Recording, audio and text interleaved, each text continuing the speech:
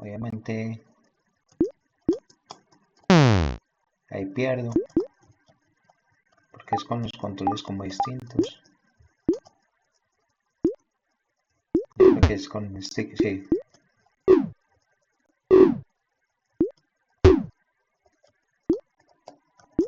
La idea es como pasar los obstáculos. Y la idea también es mejorar el juego constantemente. Ir optimizando los campos de jugabilidad, de mecánicas, de diseño de niveles, controles, manejo de los personajes, todo. Eso lo va a hacer con varias tecnologías. Obviamente está ChatGPT, está Gemini, está Cloud, que es el mejor en mi estilo. Y hay otras tecnologías que van sirviendo para ese campo.